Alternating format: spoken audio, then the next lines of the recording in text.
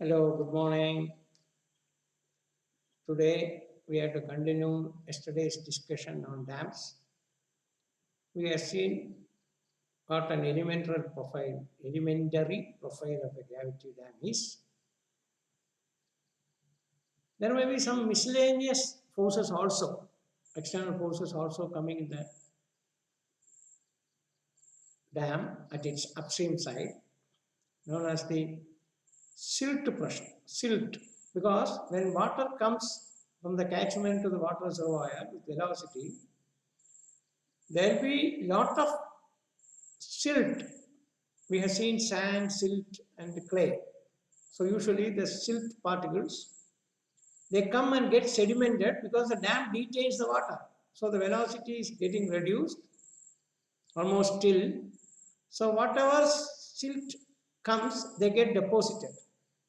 So they pile up at the bed of the reservoir. So this silt experience a pressure on the bottom upstream side of the dam. So silt pressure also has to be considered when the sedimentation is more, especially when the time passes. Usually to take care of the silt pressure, dredging of the to the sea during a century of coastal erosion is being reclaimed for the development of Echo Atlantic City, adjacent to Victoria Island in Lagos, Nigeria. A mix of water and sand harvested from the seabed from carefully selected areas offshore is pumped into the reclamation area. The sand settles and self-compacts, creating a solid landmass that now covers over 5 million square meters, approximately half the footprint of the new city. reservoir, by which you will get the effective depth. More water also can be stored, and this silt can be dredged out using dredgers, by which the silt pressure can be reduced and you will get more effective depth to store water. So we have seen the uplift pressure and the water pressure in an elementary profile have to be resisted by the self weight of the dam. The dam will be usually a theoretical profile of a vertical right angle triangle. I told you yesterday. So you have to consider the downstream side bottom as the top and the upstream side bottom as the heel. So this dam will have a tendency to overturn. This dam will have a tendency to overturn about its top because of the water pressure, a clockwise moment, and uplift pressure, a clockwise moment. It has to be resisted by the vertical downward load into the perpendicular distance to the top from the line of action of the force, which is an anti-clockwise moment. So some of this SUM, some of the clockwise moments had to be resisted by the anti-clockwise moment due to the weight of the dam. That height of the dam for the elementary profile by which the dam will not get overturned. There is a maximum height of this elementary profile you can fix by calculations, and that height is known as the limiting height of the dam. That is known as the limiting height of the dam. So limiting height of the dam is that height of an elementary profile or a theoretical profile of dam up to which the dam will not overturn about the top due to these three dedicated forces: uplift force, hydrostatic pressure, and the weight of the dam. Whenever a dam is having less than the limiting height, then it is called a low dam. Whenever the dam is having less height, an existing dam is having a lesser height than the limiting height, it is called a low dam. Whenever in actual practice, always the dams will be having more height than the limiting height. Whenever the height of the actual height of the dam is more than the limiting height, It is called high dams. So usually you have high dams, high gravity dams. And not only that, you cannot have a profile as a vertical triangle having a top width is equal to 0. It is not practically possible because the top should have some width to accommodate vehicles. Vehicles have to pass on, people have to pass on. So there should be a minimum top width for the dam. And it has to accommodate the shutters also. So to accommodate the shutters, to accommodate the operating platforms, to accommodate vehicles and pedestrians, you need a top width. So usually, elementary profile of a dam is to initiate the analysis of a dam. Practically, elementary profile cannot be in existence. So in existence, you have only practical profiles of dam. Practical profile of a dam. So practical profile of a dam will have a top width and a bottom width. Usually the upstream face will be vertical throughout, or upstream face will be vertical to a great height from the top and nearing the base to increase the base width, because whenever you are increasing the base width, the stability of the dam will be more. So to increase the base width, you may taper the upstream bottom portion of the dam. The downstream portion of the dam will be always inclined. The down should be a straight line. In that, along the length of the dam, you will have some portions at the center of the dam, you will have spillways. Spillways will be curved. There are different types of spillways. OG spillway. You have different types. That's beyond the scope of our discussion now. So there are spillways. So practical profile of dam will be of two types. One is overflowing type, another is non-overflowing type. Usually dams will be non-overflowing. Overflowing type of dams are rare. Only non-overflowing type. So you will have above the FRL, you will have still some more height of the dam, which is known as the freeboard.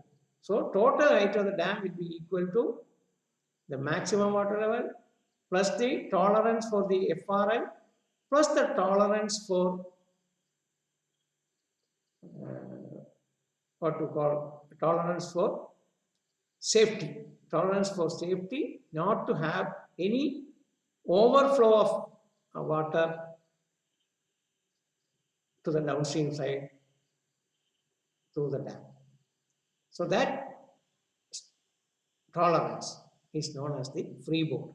So maximum water level, full supply level, and the freeboard. So this total gives you, after analysis, the total height of the dam.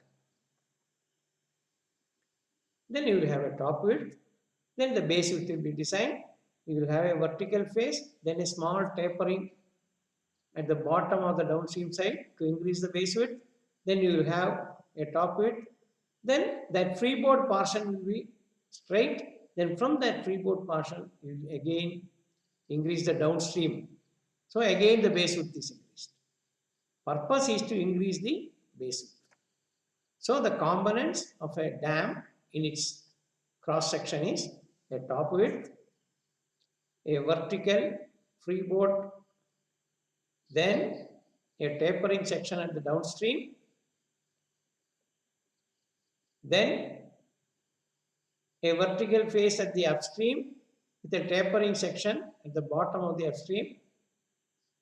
That's a cross section of a gravity dam. You will design. Design is nothing but fixing up the base width of the dam, fixing up the height of the dam, deciding the top width of the dam, deciding the side slope of the dam.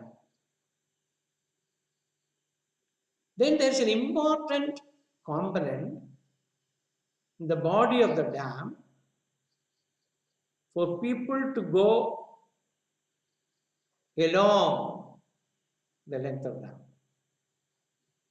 Along the length of the total length of the dam, you will have a cavity inside constructed.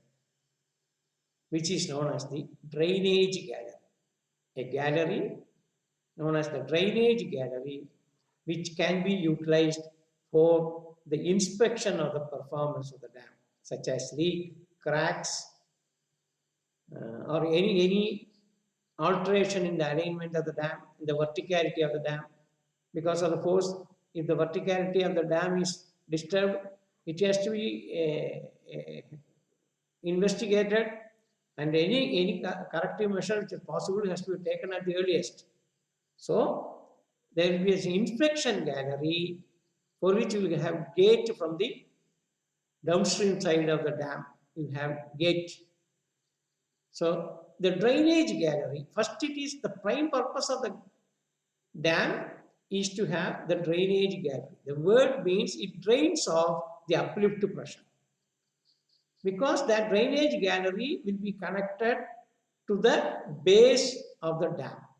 So when the drainage gallery is connected to the base of the dam, water coming, percolating, I told you yesterday, percolating water coming from the bottom will get released because of this. Whenever you have some conduits will release the pressure.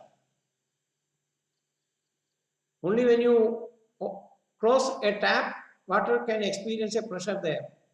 When you just open the tap, water flows. So it releases the pressure. So similarly, the drainage gallery reduces the uplift pressure. Reducing an uplift pressure is an advantage because uplift pressure is one of the major external force which causes overturning of the dam. So the effective weight of the dam can be reduced.